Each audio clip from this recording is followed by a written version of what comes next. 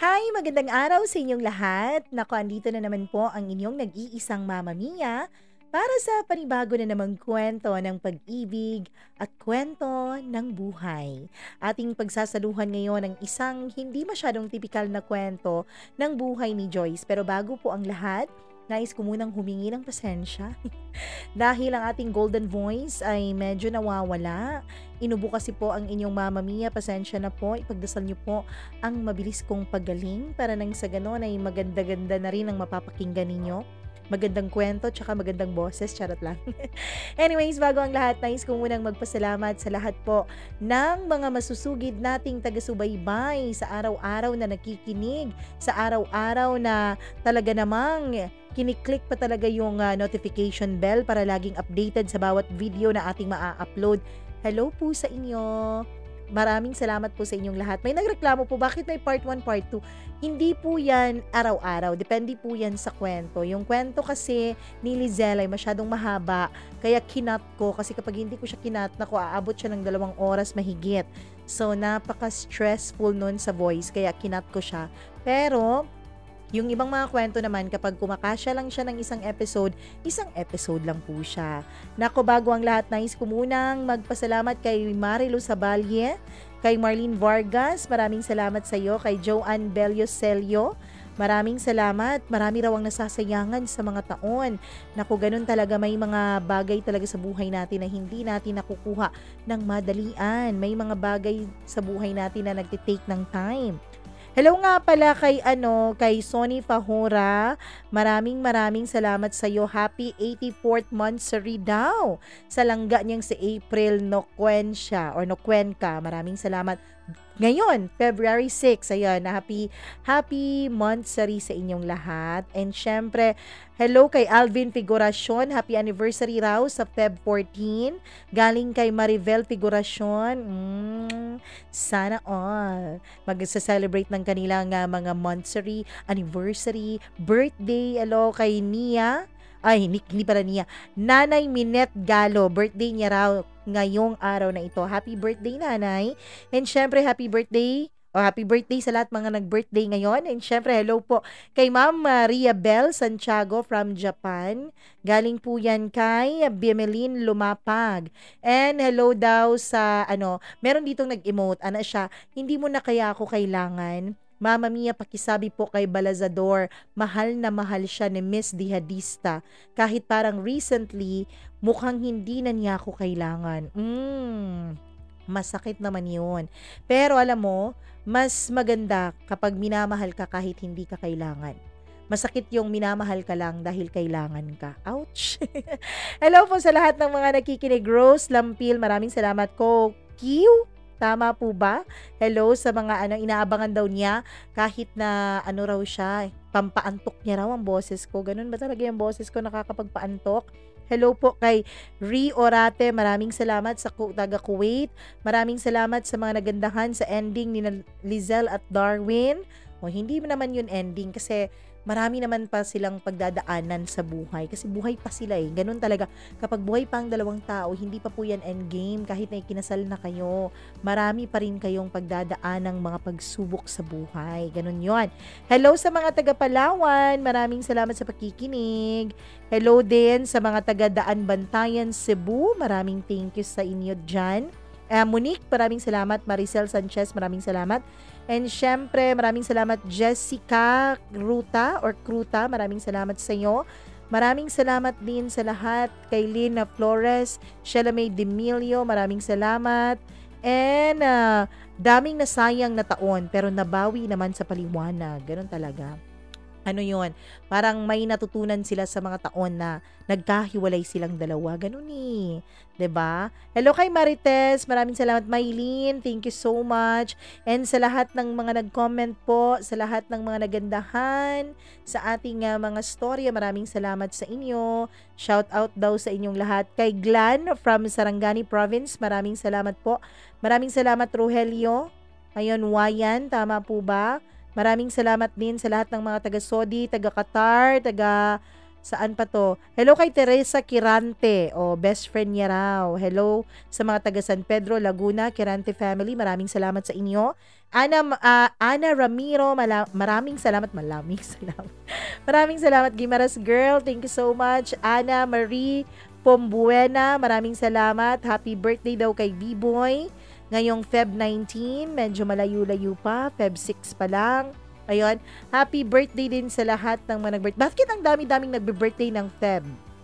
Dami-daming pinanganak ng Feb ah.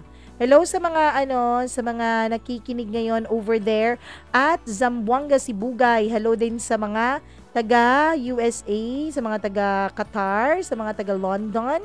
At ang dami-dami pa po sa mga taga Davao. Hello po sa inyo. Naku, wag na nating patagalin pa dahil alam kong na-excite na kayo. Ako rin naman, na-excite na rin na i-share sa inyo ang kwento ni Joyce. Ang kwento ng isang kakaibang pag-ibig. Kayo po ba? Naniniwala po ba kayo na kaya niyong tanggapin ang lahat-lahat tungkol sa isang tao kapag tunay mo talaga siyang minamahal? Ating pakinggan ang letter ni Joyce dito lamang sa paborito niyong programa, ang Dear Mama Mia.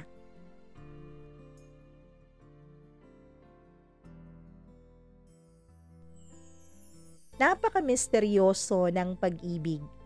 Nagagawa niyang baguhin ang pananaw ng isang tao.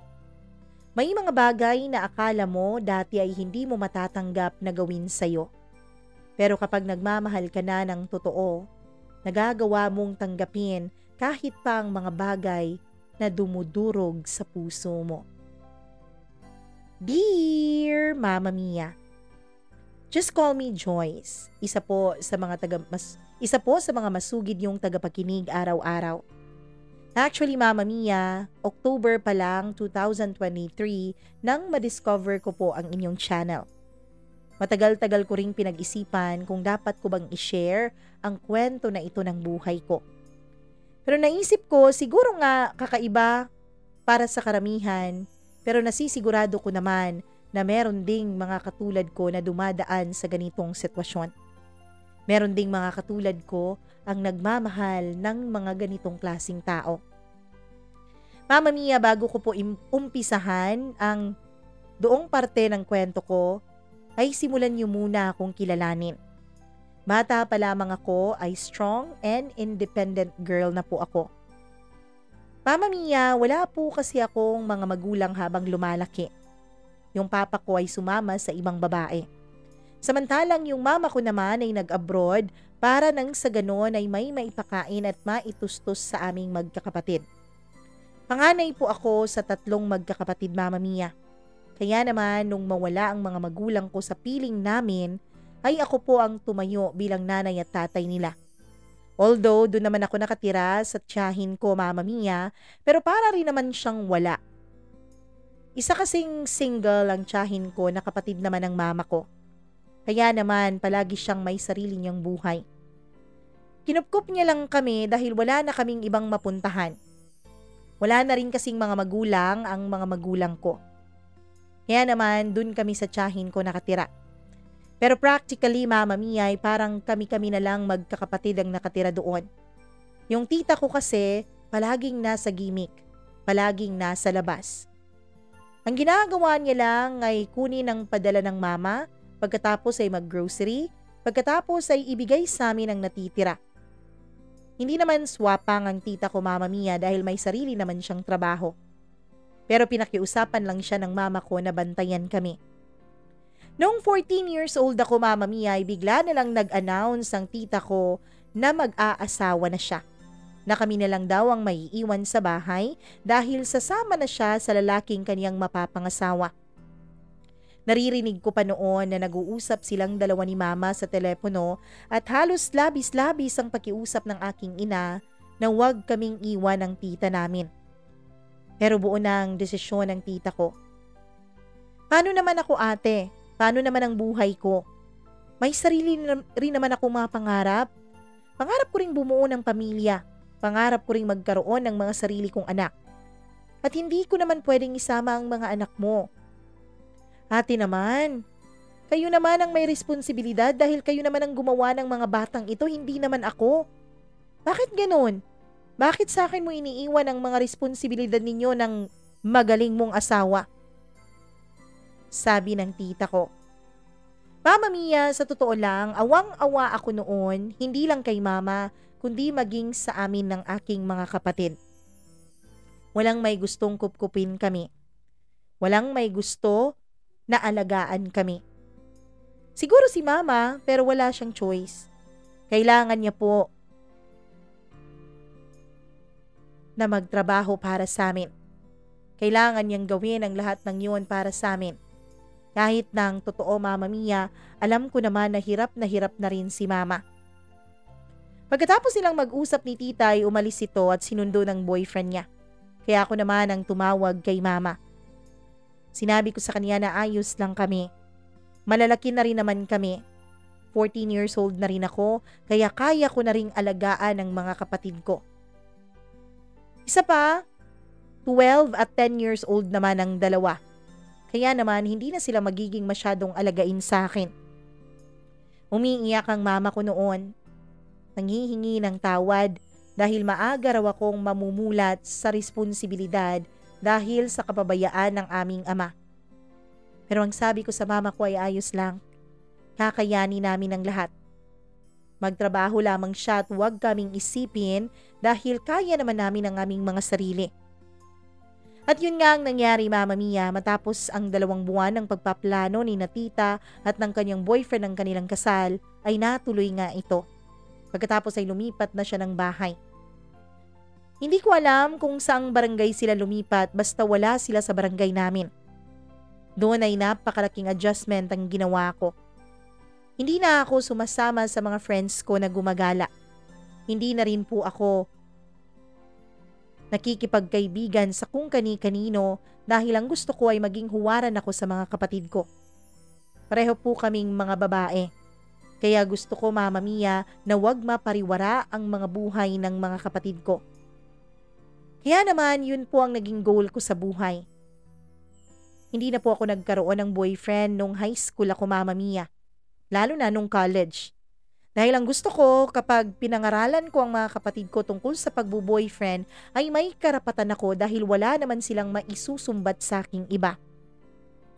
Ayoko kasi na kapag nadisgrasya ang mga kapatid ko ay ako ang sisihin ng mama ko. Alam ko rin, Mama Mia, na kapag naging pabaya ako ay sisisihin ko rin ang sarili ko. Kaya naman sa edad ko noong 18 anyos ay para na po akong 48 years old kong mag-isip. Ang sabi nga ng mga kaklase ko, Mama Mia, ay nauna raw akong tumanda kesa sa mga magulang nila. Mama Mia, binibiro pa nila ako noon.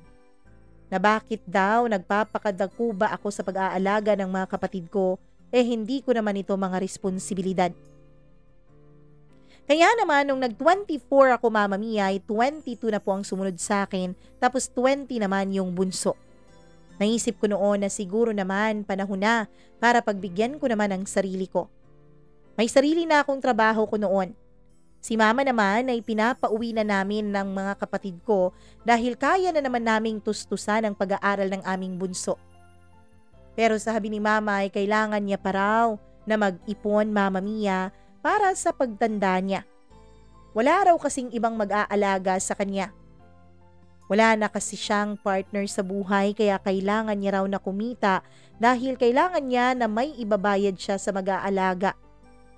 Doon ay naiyak ako ng palihim.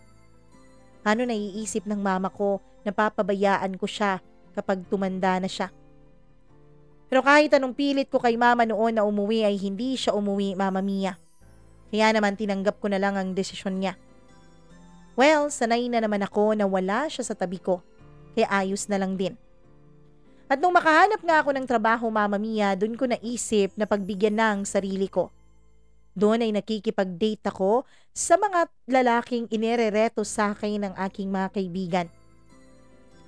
Masaya naman ako sa sarili ko bilang single, pero gusto ko ring maranasan, Mama Mia, kung paano ba ang pakiramdam ng may nagmamahal at may nag-aalaga sa'yo. Kaya naman, ginawa ko talaga ang lahat noon para may magustuhan sa mga nireto nila sa aking mga lalaki. Meron din naman akong nagugustuhan, Mama Mia. Sa totoo lang ay ayos naman yon. Sa totoo lang, Mama Mia, ay naisip ko nga na siguro ito na ang magiging simula para ma-enjoy ko naman ang buhay ko. Mama Mia, ang nangyari ay nakipagrelasyon ako sa isang lalaking hindi ko naman masyadong mahal. Naisip ko lang noon na kailangan ko lang muna ng experience. Pero hindi naman ito naging ganon kaganda.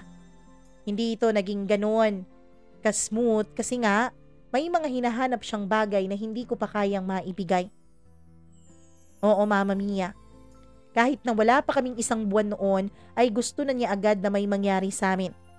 Pero pinaliwanag ko sa kanya na hindi pwede. Pinaliwanag ko sa kanya na wala pang ibang lalaking nakakagalaw sa akin at hindi pa ako handa sa mga ganong bagay.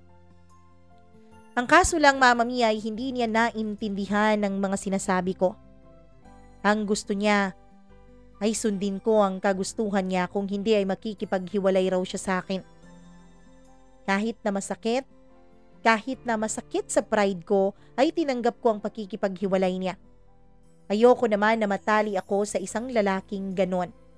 Ayoko naman na isipin niya na kayang-kaya niya ako, na kaya niyang ipagawa sa akin lahat ng mga nais niyang gawin.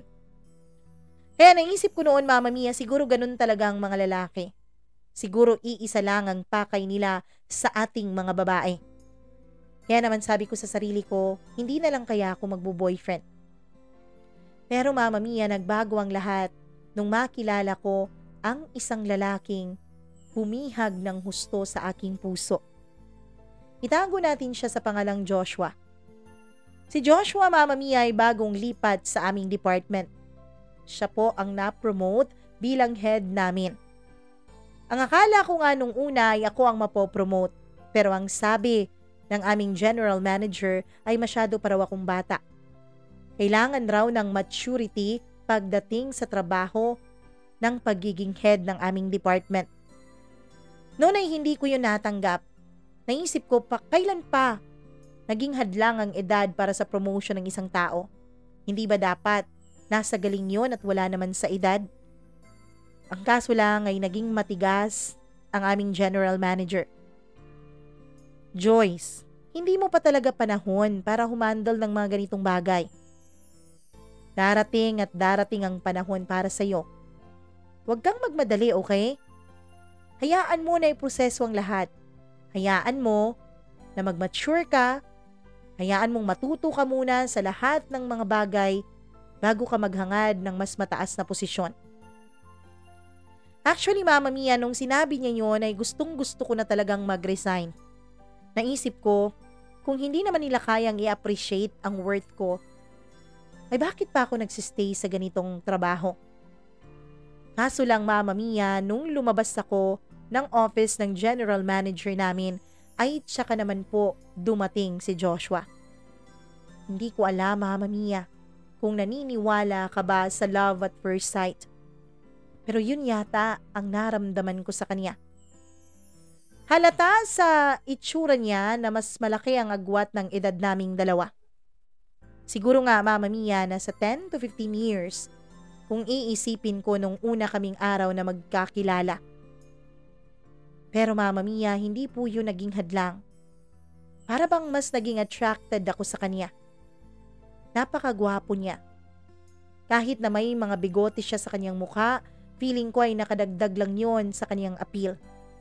Matangos ang kanyang ilong. Maliit rin ang kanyang mukha, Mama Mia, at malalim ang kanyang mga mata. Nakasuot pa siya ng salamin noon. Pero kitang-kita ko ang mahaba niyang pilikmata at ang makakapal niyang kilay.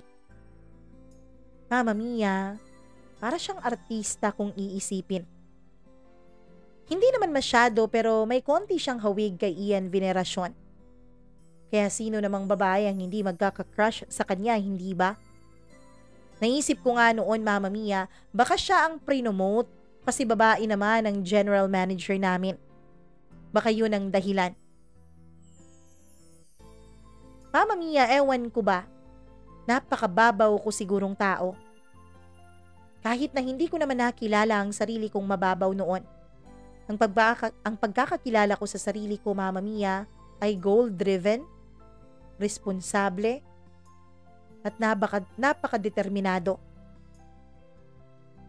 Kaya naman, hindi ko talaga maarok sa isip ko kung bakit ba si Joshua ang naging dahilan para wag kong ituloy ang binabalak kong pagre-resign sa trabaho. Ganun ba talaga kalaki ang pagkagusto ko sa kanya kahit nung una pa lamang? Mama Mia, nung Monday na yon ay pinakilala siya agad sa amin na siyang magiging bagong boss namin. Sa totoo lang, ay ayaw ko naman talaga sa kanya nung una. Dahil nga, siyang nakakuha ng promotion na sa tingin ko ay dapat sa akin. Pero nung magsalita na siya, Mama Mia, ay nagbago talaga ang lahat. Napakamalumanay niyang magsalita. Lalo siyang gumuwapo sa paningin ko. Napakabuo rin ng boses niya. Lalaking lalaki. Kahit ipikit ko ang mga mata ko, Mama Mia, ay na-imagine ko pa rin ang mga muscles niya habang siya ay nagsasalita. Kakaiba ang kanyang boses. Malumanay pero firm. Malumanay pero lalaking lalaki. Simula nga nung araw na yun, hindi ko maintindihan ang sarili ko. Bakit pakiramdam ko ay ngayon pa ako nagpapakitang gilas sa trabaho? Bakit pakiramdam ko, Mama Mia, ay binibigay ko ang lahat para mapansin lang ako ni Joshua? Pero hindi naman nangyari yon. Hanggang sa nagkaroon na naman ng opening para sa isa na namang promotion. Hindi yon masyadong mataas na posisyon, pero yon ang kasunod sa posisyon ni Joshua. Naisip ko kasi noon, Mama Mia, baka ito na talaga ang season ko. 2 taon na rin mula nung ma-promote si Joshua. Pero hindi pa rin ako ang na-promote. Kaya naman naisip ko noon na mag-resign na lang ng tuluyan. Una, hindi naman ako pinapansin ni Joshua. Pangalawa, hindi rin ako pinapansin ng general manager namin para sa promotion kahit alam naman ng lahat na ako po ay isang napaka-qualified sa posisyon na yon. Kaya nag-resign ako. Pero nung araw na nag-resign ako, Mama Mia, yun ang unang araw na kinausap ako ni Joshua para sa exit interview. So, bakit ka magre-resign, Joyce? Tanong niya sa akin. Gusto ko lang humanap ng greener pasture, sir. Greener pasture? Alam mo ba na the grass is greener if you water it? Hindi mo na kailangang lumabas, hindi mo na kailangang umalis para makahanap ng greener pasture. Diligan mo lang kung anong meron ka dito. Pasasaan ba at magiging green rin ang pasture mo dito? Sabi niya na hindi ko alam kung nang-iinsulto ba. Kaya naman, Mama Mia, doon ay sinabi ko na sa kanya ang katotohanan. Sinabi ko na may mga bagay na hindi kayang ibigay sa akin ng kumpanya. Tulad na lamang ng promotion na hinihintay ko. Yun pala ang dahilan? Baka masyado ka lang nakatingin sa kakayanan mo at hindi mo tinitignan ang kakayanan ng iba. May mga bagay na kaya sila, Joyce, na hindi mo kaya. Kaya sila ang napopromote. Pero darating din ang araw para sa'yo. Pero naging matigas na ako noon, Mama Mia. Sinabi ko na handa na akong umalis sa kumpanya na yon. Handa ko nang hanapin ang aking kapalaran sa iba. Kaya naman wala na rin siyang nagawa kahit gaano pa niya ako kinukumbinsi na wag na munang umalis sa kumpanya. Sabi niya, Mama Mia, ay asset raw ako ng kumpanya. Pero sinabi ko rin na hindi ko naman ramdaman yun nung ako ay nagtatrabaho pa. Mabuti na lang, Mama Mia. At sa huli ay pumayag na rin siya sa resignation na aking hinihingi. Nag-render ako ng 15 days at pagkatapos ng 15 days ay tapos na ako sa obligasyon ko sa kumpanya. Sa totoo lang, Mama Mia, medyo nasaktan pa ako nung una. Sa totoo lang, na-hurt ako dahil ang gusto ko pa naman ay bigyan nila ako ng promotion. Na-hurt din ako dahil hindi ko na makikita araw-araw ang lalaking lihim kong minamahal. Kaso kailangan kong mag-move on. Kailangan kong tanggapin na hanggang doon na lang ang lahat. Pero may kakaibang plano pala ang tadhana. Mama Mia, kung kailan naman ako nag-resign sa trabaho, ay doon naman nagbago ang relasyon naming dalawa ni Joshua. Yun ay dahil isang araw, nagkabungguan kami sa isang mall. Mag-aalas 6 na noon ng gabi. Nagmamadali na ako para makauwi at para makahabol sa last trip papunta sa amin. Nung bigla niya akong mabangga. Nung una ay hindi ko pa siya nakilala kaya nagtaray pa ako. Pero nung inangat ko ang paningin ko ay nakita ko siya kaya napahiya ako sa pagtataray ko. Sorry na sir. Akala ko kasi binangga talaga ako. Pasensya ka na sir ha, nagmamadali ako eh. Pagkasabi ko noon ay agad niyang hinawakan ng kamay ko. Hey Joyce, ba't ka nagmamadali? Sir, kasi last trip na ng sasakyan kong bus. Kailangan kong magmadali kung hindi baka hindi ako makauwi. Bakit? San bang sa inyo? Ihahatid na kita. Pero pwede bang mag-dinner muna tayo?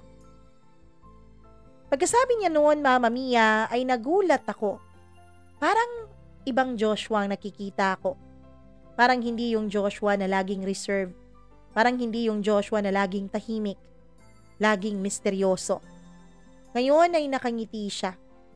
Hindi rin siya naka-office attire kaya casual lang ang kanyang dating. Lalo siyang gumwapo sa kanyang suot.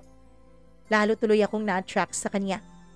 Kaya naman, hindi tuloy ako nakahindi nung ayain niya akong mag-dinner kaming dalawa sa isang fast food chain. Mama Mia, habang nagdi-dinner kami ay panay ang tingin niya sa akin. Kinamusta niya ako. Ilang buwan na rin daw na hindi niya ako nakikita. Sinabi ko naman na ayos lang ako. Na maganda naman ang posisyon ko sa bago kong trabaho. Ngumiti naman siya at sabi niya, good, dahil naging worth it daw ang pagbibitaw niya sa akin. Habang nag-uusap kami, Mama Mia, dun ko na-realize na hindi naman pala siya masyadong stiff na boss. Siguro ganun lang talaga siya sa opisina para respetuhin siya ng mga tao.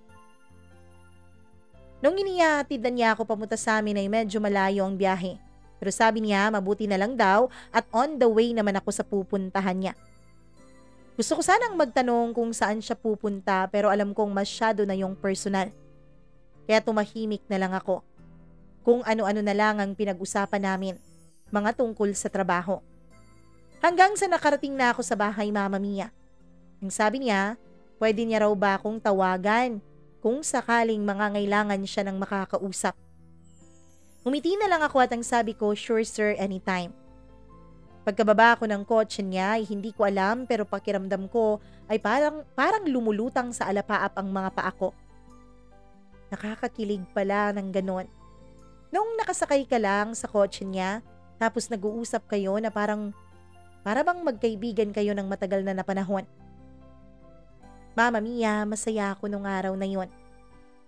Hanggang sa lumipas muli ang mga araw at hindi naman niya ako tinawagan.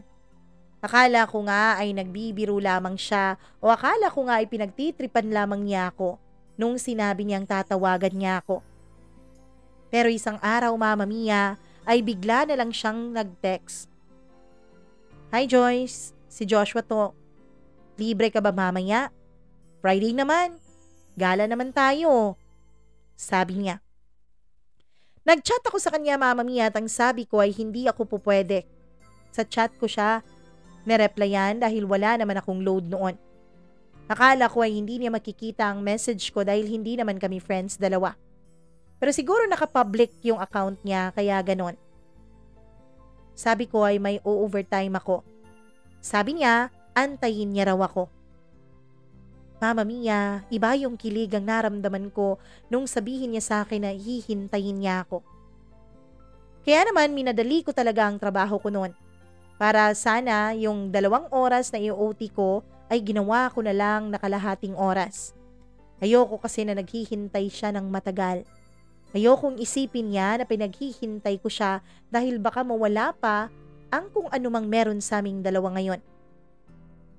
Pagkatapos ko ngang mag-out ay tinext ko na siya kung saan kami magkikita. Pagkakita niya palang sa akin ay nakangiti na siya. As usual, naka-office uniform siya dahil may pasok naman nung araw na yon. Pero naka-unbutton ang 2 botones sa itaas kaya casual pa rin siyang tignan. Napakagwapo niya talaga. Mama Mia, inaya niya akong maghapunan. At pagkatapos ng hapunan, ay inaya niya akong mag-inuman. Sabi ko ay hindi naman ako umiinom kaya sasamahan ko na lamang siya. Pero ang sabi niya, Mama Mia, hindi na lang daw kami sa bar iinom kundi sa place niya. Nagulantang ako noon sa sinabi niya. Yung place niya kasi ay mas malayo kaysa sa bahay namin. Hindi ko alam kung nababasa niya sa pagmumukha ko ang labis na pagkagulat. Ay, ayaw mo ba sa place ko, Joyce? Kung ayaw mo, okay lang naman. Sige, sa bar na lang tayo. Sabi niya na halatang halata ko na nadismaya ang kanyang mukha. At dahil nga ayokong madismaya siya, Mama Mia, ay binawi ko agad ang naging reaksyon ko. O hindi naman sa ganun. Naisip ko lang kasi napakaaga pa para dalhin mo ko sa bahay niyo. Baka kung ano na lang isipin ng mga magulang mo. Sabi ko. Naku, wag kang mag-alala, mag-isa lang naman ako sa bahay. So ano, daan na lang tayo ng convenience store. Bili tayo ng maiinom. Alam mo kasi mas safe din sa bahay eh. Kesa ganito yung mga bar, baka mapagtripan pa tayo maya-maya. Sabi niya sa akin. Naisip kong tama siya, Mama Mia. Kaya naman, hindi na ako kumontra pa sa kanyang sinabi. At nung makarating kami sa place niya, ay wala naman pala talaga siyang ibang kasama doon. Halatang halata sa mga muebles, pati na rin sa mga appliances na mag-isa lang siya sa bahay. At nung nakapasok na ako, ang sabi niya ay kukuha na lang muna siya ng mga baso para maumpisahan na namin ang pag-inom. Mama Mia, habang nagiinuman kaming dalawa, ay nag-play siya ng mga sweet na kanta. Hindi ko alam kung anong binabalak niya. Naisip ko nga noon na red flag na yun eh. Pero kasi Mama Mia, kapag high na high ka sa kilig na nararamdaman mo, hindi mo na mararamdaman o maiisip man lang ang red flag kahit pa isampal na yan sa pagmumukha mo. Habang nagpa-progress ang oras at ang aming inuman ay napapansin ko na nagiging clingy na sa akin si Joshua. Hanggang sa idinadantay na niya ang ulo niya sa aking balikat. Hanggang sa unti-unti, Mama Mia, ay binababa na niya ang manggas ng aking balikat. Off-shoulder style kasi ang suot ko noon, pero hindi ko ginawang off-shoulder dahil hindi ako komportable sa loob ng sasakyan dahil malamig. Kaya naman, madali lang sa kanya na ibaba ang shoulder ng aking suot. Hanggang sa unti-unti, Mama Mia, ay hinahalikan na niya ang balikat ko. Lalo na kapag kumakanta ko sa kantang pinapatugtog niya. Mama Mia, hindi ko alam kung bakit hindi ko magawang pumalag noon. Imbis na kaba, imbis na takot, ay kilig pa talaga ang naramdaman ko. Hanggang sa tuluyan na nga niyang binaba ang mga manggas ng off-shoulder ko, Mama Mia. Nahiya pa ako nung una dahil nakikita na ang strapless kong bra. Tinakpan ko pa ng 2 kong kamay ang 2 kong dibdib. Pero binaba niya ang mga kamay ko. Huwag mong takpan, Joyce. Dahil maganda. Napakaganda nila. Pagkasabi niya noon, Mama Mia, ay bigla niya akong sinunggaban ng halik. Sinubukan ko siyang pigilan. Sinubukan ko siyang itulak pero hindi ko magawa. Mas malakas siya sa akin. At sa totoo lang, habang magkadantay ang mga labi namin, ay hindi ko na nararamdaman ang takot. Hanggang sa unti-unti, Mama Mia, ay lumalalim ang halik na yon. Hanggang sa tinanggal na niya ng tuluyan ang suot kong strapless bra. Hanggang sa tinanggal na niya lahat ng saplot ko. Binuhat niya ako, Mama Mia, at dinala niya ako sa nag-iisang kwarto sa bahay na yon. Alam kong yun ang kwarto niya. Mama Mia, para pa niya akong itinapon sa kama. Pero dahil napakalambot naman ang kama na yun, ay hindi ako nakaramdam ng kahit na anong sakit. Ang naramdaman ko lang noon ay kilig. Habang pinagmamasdan ko siya, na nagmamadaling tinatanggal ang lahat ng saplot sa kanyang katawan. Mama Mia, nung makita ko na ang kanyang pagkalalaki ay napalunok talaga ako. Paano kaya magkakasya yun sa akin? Pwede kaya yun? Naisip ko noon, Mama Mia, paano kaya kung umatras ako? Pero nakita ko naman kanina na yung pagtutol ko pa lang sa pagpunta ng place niya ay kakaiba na ang naging reaksyon niya.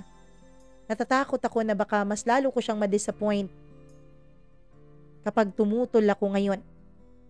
Kaya naman, pinagbigyan ko siya sa lahat ng gusto niya. Ibinigay ko ang sarili ko sa kanya, Mama Mia, nung gabing yon, nang walang pagsisisi. Ewan ko ba? Siguro kapag talagang mahal mo ang isang tao, kahit na hindi naman kayo, kahit na wala namang kasiguraduhan kung magiging kayo pagkatapos, ay binigay ko pa rin ang sarili ko sa kanya. Mama Mia, nung matapos siya, ay namangha siya sa akin. Joyce, virgin ka pa pala? Tanong niya. Tumango ako, Mama Mia. Pasensya ka na ha, hindi ko alam. Pagkatapos ay niyakap niya ako at hinalikan sa aking noo at saka natulog na siya sa tabi ko. Natulog kaming dalawa na pareho kaming walang mga saplot sa katawan. Mama Mia, naramdaman ko noon ang pagmamahal mula sa kanya. Kahit na natatakot ako sa ginawa kong pagbibigay ko ng sarili ko sa kanya, ay natatakpan naman ang takot na yun ng kilig na aking nararamdaman at ng pagmamahal na nakikita ko sa payapa niyang mukha habang natutulog. Kinabukasan ay mas nauna akong nagising kaya naman nagbihis ako. Pagkatapos ay pumunta ako sa kusina niya. Itlog at ham lang po ang nakita ko sa ref kaya yun ang niluto ko. Pinagtimpla ko rin siya ng kape. Pagkalabas niya ay ngumiti siya sa akin. Kamusta, Joyce? Naging maganda ba ang tulog mo? Tanong niya. Oo naman. Pagkasabi ko noon ay agad niya akong nilapitan habang nagluluto ako pagkatapos ay hinalik-halikan niya ang lieg ko mula sa aking likuran. Doon, Mama Mia, ay nabuhay na naman ang pagnanasang kagabi lang ay binuhay niya sa pagkatao ko. Mama Mia, bago kami nag-umagahan nung araw na yun, ay iba muna ang ginawa naming breakfast, ang isa't isa. Ewan ko ba kung kailan matatapos ang kilig na nararamdaman ko. Gusto kong itanong sa kanya kung ano kami. Pero naisip ko, Mama Mia, na baka ito na yun. Baka ganito ang modern. Hindi na nagtatanungan. Kasi kung hindi niya ako gusto, kung nadala lang siya sa alak, dapat isang beses lang may nangyari sa amin. Pero bakit naulit pa yon ngayong umaga na? Kung kailan, wala na siyang tama ng alak. Kung kailan ay maayos na ang kanyang pag-iisip. Pagkatapos naming kumain ay naligo muna kami at umulit pa kami ng isang beses sa pagsasalo ng katawan namin sa isa't isa. Pagkatapos ay nagbihis na ako at inihatid na niya ako sa bahay. Buti na lang talaga at Sabado noon at wala kaming pasok sa trabaho. Masayang masaya ako nung araw na yun, Mama Mia. At mula nga nung araw na yun, ay lagi na niya akong tinatawagan at tinitext. Oo, Mama Mia, walang I love you na namamagitan sa aming dalawa.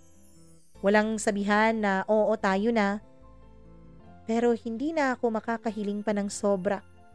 Masayang masaya na ako sa mga ibinibigay sa akin ng lalaking minamahal ko. At yun nga ang naging umpisa ng relasyon naming dalawa. Mama Mia, kapag Sabado o Friday ay sinusundo niya ako sa trabaho ko. Pagkatapos ay pumupunta kami sa place niya at dun kami nananatili hanggang linggo ng gabi. Kapag linggo ng gabi ay tsaka niya ako inihahatid sa bahay namin.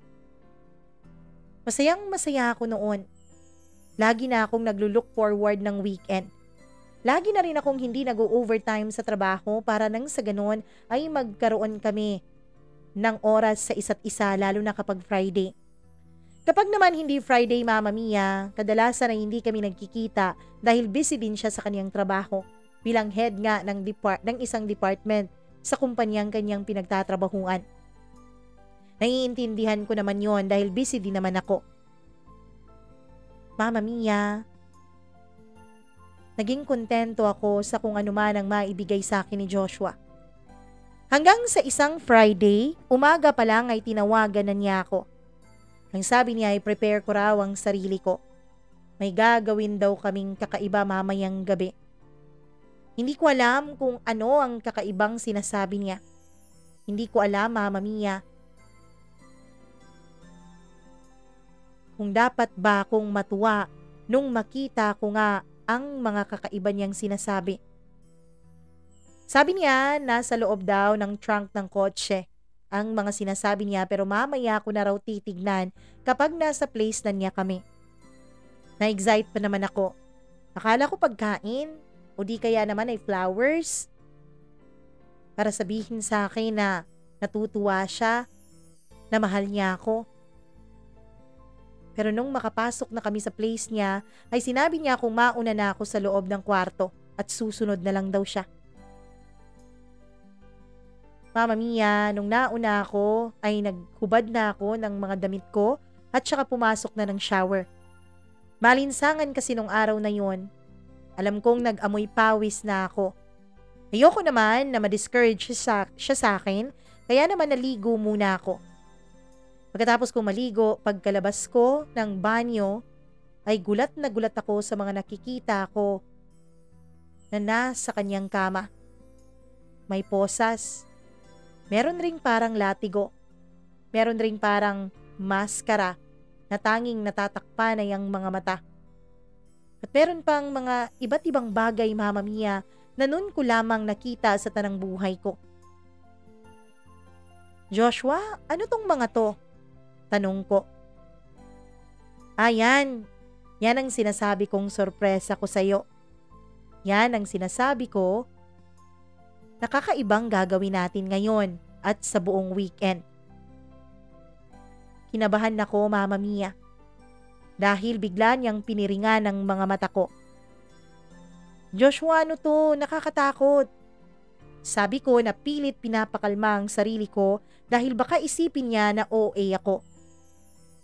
Huwag kang matakot, Joyce. Akong bahala sa'yo. Wala ka pa bang tiwala sa akin?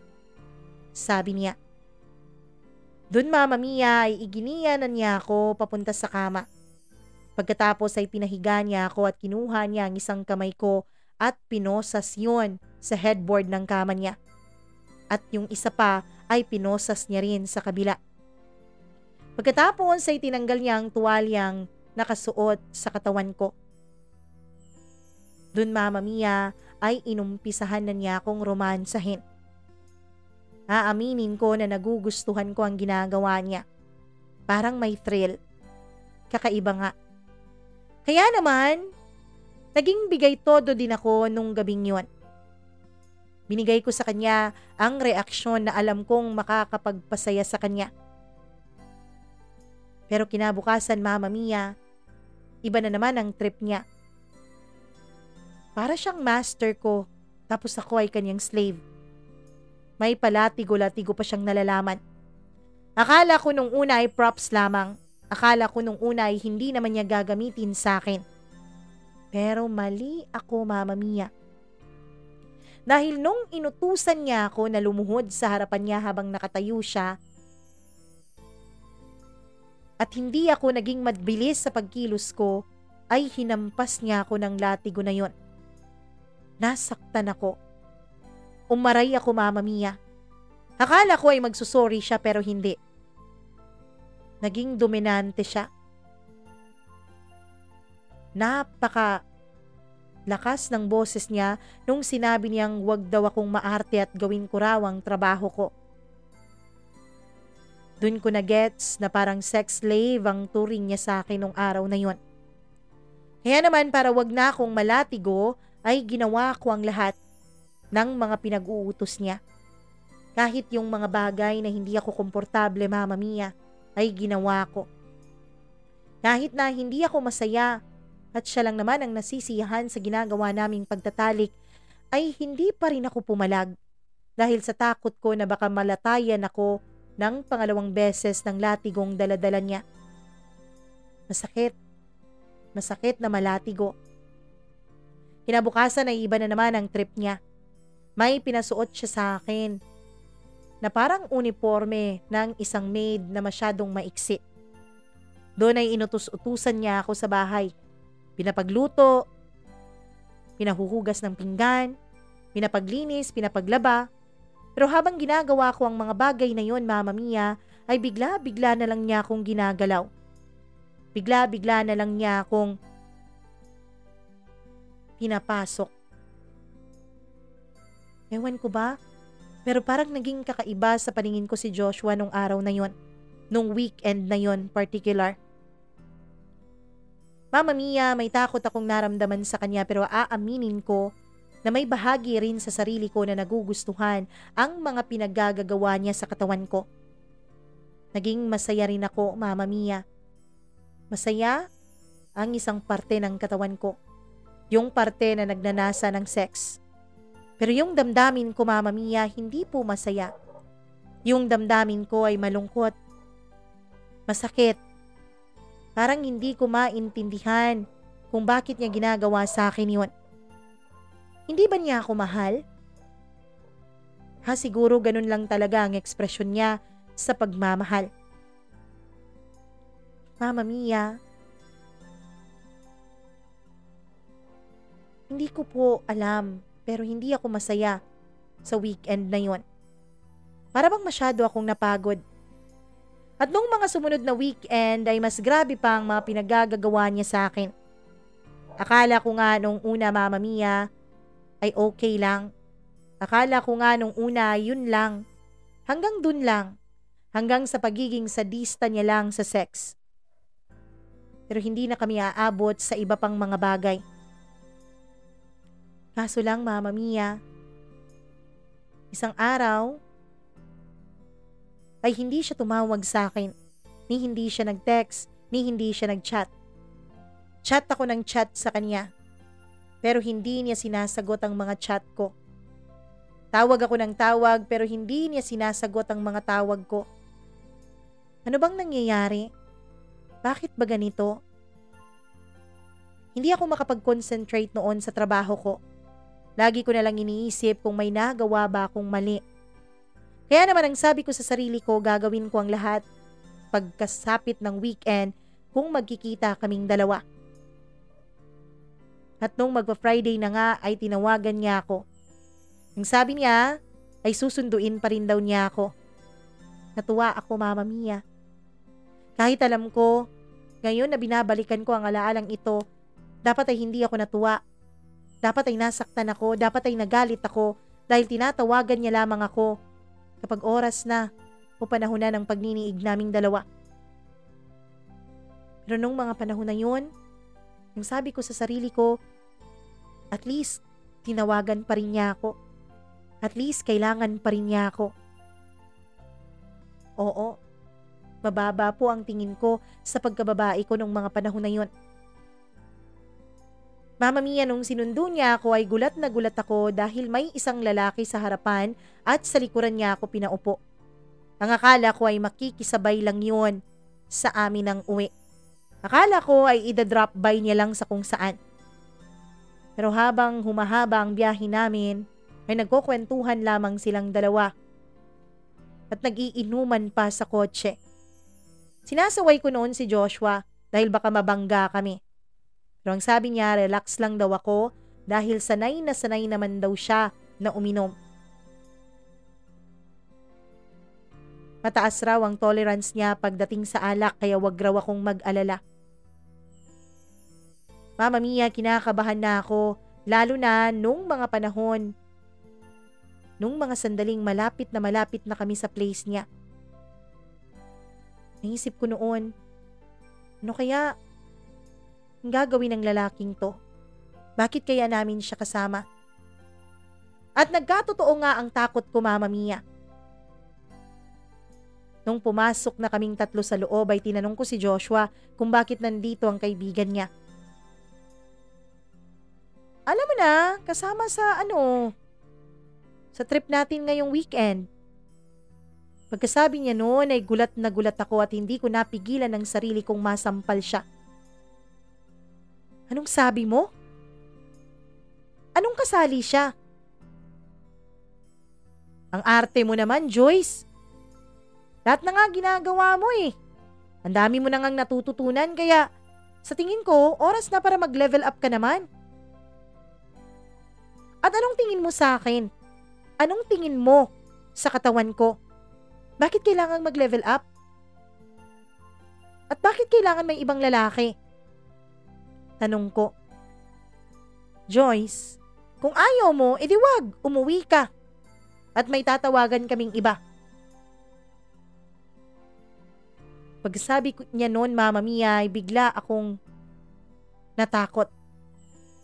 Pinapauwi niya ako. Inaaalis niya ako. May tatawagan raw siyang iba. Ibig sabihin, kapag hindi ako pumayag ngayon, baka mawalan na ako ng lugar ng tuluyan sa buhay niya. Ngayon lang to, Joshua, ha? Ngayon lang to. Sabi ko. Promise, ngayon lang. Gusto ko lang talagang subukan. Alam mo ba na sa dinami-dami ng mga nakakatali kong babae noon, sa'yo ko lang naisip na subukan ng mga bagay na ganito. Kasi alam ko na special ka sa akin, Joyce eh. Kaya gusto ko lahat ng first time, lalo na pagdating sa mga ganitong bagay, sa'yo ko susubukan. Napaka-manipulative niya nung mga panahon na yun, Mama Mia. Nadala ako ng mga matatamis niyang salita. Nadala ako ng mga matatamis niyang mga sinabi tungkol sa pagiging kasama ko sa mga first time niyang gagawin. Kaya naman, oo, Mama Mia. Pumayag ako. Pumayag ako na 3 kami sa kama niya. Pumayag ako na palit-palitan silang 2 gumagamit sa katawan ko. Pumayag ako, Mama Mia, na binubuhusan nila ako ng beer. Pagkatapos ay dinidilaan nila ang buong katawan ko. Lahat ng pinagawa nila sa akin nung gabing yun at nung buong weekend na yun ay ginawa ko. Kahit na ang totoo, Mama Mia, ay diring-diri po ako sa sarili ko. Hindi ko alam, pero natatakot kasi ako noon na mawala ng tuluyan sa akin ang lalaking mahal ko. Natatakot ako, Mama Mia, na baka isipin niya na hindi ako nararapat sa kanya, na hindi ako ang babaeng makakapag-fulfill ng lahat ng gusto niya. Ewan ko ba? Ngayon na binabalikan ko ang alaalang ito, naisip ko nasaan kaya ang Joyce na responsable noon? Nasaan kaya ang Joyce na independent noon? Nasaan kaya ang Joyce na nagagawa ang mga gusto niya noon? Mama Mia, ginawa kong baboy ang sarili ko. Nagpaggamit ako kay Joshua at sa mga kaibigan niya. Oo, dahil hindi naman natupad, Mama Mia. Hindi natupad ang sinabi niya sa akin na 1 beses lang naming susubukan ng threesome. Dahil nakaraming beses pa kami. Hanggang sa isang araw, ay tuluyan na akong sumabog. Ganun pala, Mama Mia. Kapag pala, paulit-ulit ka nang sinasaktan at paulit-ulit ka nang niloloko, paulit-ulit ka nang ginagamit, darating at darating ka pa rin pala pa sa punto na sasabog ang lahat ng sakit na nararamdaman mo. Doon ay tinanong ko siya kung ano ba talaga ako sa kanya. Tinanong ko siya kung mahal ba niya ako. Mama Mia, pinagtawanan lamang niya ako. Pinagtawanan lamang niya ang mga tanong ko. Ano bang mahal ang sinasabi mo dyan, Joyce? Sa tingin mo ba may pagmamahal na ganito? Sa tingin mo ba mahal kita kaya kita kinakatalik? Joyce naman, napakaboba mo naman. Kung mahal kita, hindi kita isi-share sa iba. Ang akala ko ba ay pareho tayo ng gusto? Akala ko ba ganito din ang gusto mo? Sex din ang trip mo katulad ko. Kaya nga ikaw ang minemaintain ko dahil wala kang arte. Kaya nga ikaw ang minemaintain ko dahil ang akala ko naiintindihan mo ko. Pero kung ganyan na naghahanap ka ng pagmamahal, sensya ka na ha. Hindi ko kayang ibigay yan sa'yo. Putulin na natin kung ano man ang meron tayo. Yun lang ang sinabi niya, Mama Mia, at sinampal ko siya ng 2 beses. O ano, tapos ka na? Gusto mo pang umisa pa? Sige, sampal pa. Para nang sa ganun ay makabawi ka naman. Pero ito ang tandaan mo, Joyce. Hindi naman kita niligawan. Hindi ko rin sinabing mahal kita. Hindi ko rin sinabing tayo na. Hindi ka rin naman nagtanong. Kaya bakit ako lang ang sisisihin mo? Sisihin mo rin yung sarili mo. Dahil masyado kang nag-e-expect sa pagmamahal na hindi ko naman sinasabi na ibinibigay ko sa'yo. Pasensya ka na. Mama Mia, sa ganun lang natapos ang lahat sa aming dalawa ni Joshua. Hindi ako halos makabangon sa lahat ng pinagdaanan ko noon. Napakasakit ng pinaramdam niya sa akin.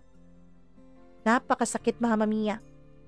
Ang buong akala ko talaga noon ay si Joshua na ang lalaking para sa akin. Ang buong akala ko ay siya na ang makakasama ko habang buhay. Na siya na ang magtutupad ng lahat ng pangarap ko tungkol sa pakikipagrelasyon at pagkakaroon ng pamilya. Kaya pala kahit sa tanda niyang yun, Mama Mia, kahit na 10 taon mahigit ang agwat namin ay hindi pa rin siya nag-aasawa. Dahil yun lang pala ang buhay na gusto niya.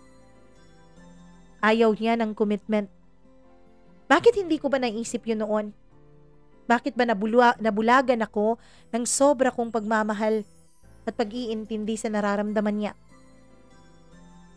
Mama Mia, halos sumabot rin ng 4 na taon bago ako tuluyang naging okay. Hindi pa rin nawawala ang sakit. Pero ngayon ay unti-unti na rin akong nakaka-move on. Lumipat din ako ng ibang lugar, Mama Mia. Sinabi ko sa mama ko na kailangan kong maging independent. Buti na lang at hindi niya ako pinigilan dahil umuwi na rin siya galing ibang bansa para siya nang mag-asikaso sa mga kapatid ko. Yung isa kong kapatid ay nag-asawa na. Yung isa naman ay meron na ring boyfriend. Ako ngayon, Mama Mia, ay may nanliligaw sa akin. Si Franco. Nang sabi niya ay handa niya akong hintayin. Pero hindi ko alam, Mama Mia, kung handa niya ba akong tanggapin. Hindi ko rin alam kung dapat ko bang sabihin sa kanya ang aking nakaraan. Kung dapat ko bang ipaalam sa kanya na ang babaeng nililigawan niya ngayon, na ang babaeng nilalagay niya ngayon sa pedestal, ay minsang naging isang babaeng marupok at nagpagamit sa isang lalaki. Ibinigay ang katawan sa iba't ibang lalaki para sa nag-iisang lalaking minahal niya ng sobra. Hindi ko alam kung dapat ko ba yung sabihin sa kanya. Kung dapat ko bang ipaalam sa kanya ang aking mga nakaraan. Sa tingin mo ba, Mama Mia, dapat kong ipaalam kay Franco ang totoo? Please, tulungan niyo ako. Hindi ko rin alam kung sasagutin ko na ba siya. Kung handa na ba akong magkaroon ng isang tunay na relasyon. Hanggang dito na lamang po. Lubos na nagpapasalamat, Joyce.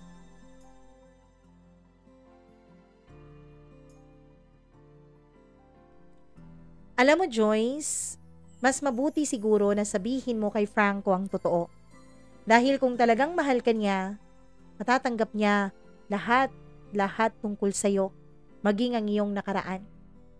Kung ikaw ay nagawa mong tanggapin, lunukin at sikmurain lahat ng mga bagay na ginagawa sa iyo noon ni Joshua dahil sa labis mong pagmamahal sa kanya. Kung mahal ka ni Franco, ay ganun rin ang kaya niyang gawin at lunukin para sa iyo. Kaya niyang ipikit ang mga mata niya mula sa iyong nakaraan. Kakayanin niyang kalimutan ng lahat ng kung sino ka noon at yakapin ang kung sino ka ngayon.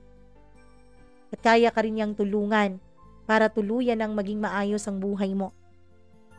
Pero kapag naging honest ka sa kanya, tapos ay nag-take advantage siya o di kaya naman ay umiwas siya, at least alam mo na hindi talaga tunay ang nararamdaman at ang pagmamahal na sinasabi niya. Nawa ay makapagdesisyon ka ng maayos, Joyce. Ako ay humihiling sa Diyos na sana'y patnubayan ka niya, sana'y maging maayos ka na, tuloy-tuloy na ang paggaling mo mula sa sugat na dinulot sa iyo ni Joshua.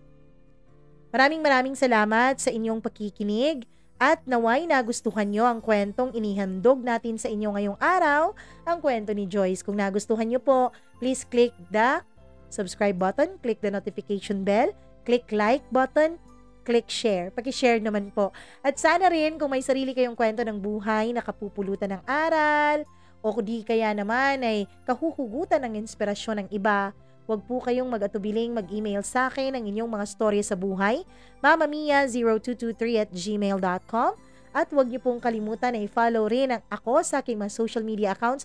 Wala na po pala akong Instagram na delete. Gagawa muna ako ng iba pa. Yung Facebook muna, Mama Mia Cagayan de Oro, at yung TikTok, Mama Mia Cagayan de Oro. Maraming salamat po sa inyong lahat. Mula po sa kaibuturan ng aking puso, lubos-lubos po akong nagpapasalamat sa suportang ibinibigay ninyo. Pagpasensyahan nyo na muna ang boses ni Mama Mia, naway bukas ay mas maging maayos na ito. Ako po muli, ang nag-iisa ninyong Mama Mia. Magandang araw sa inyong lahat.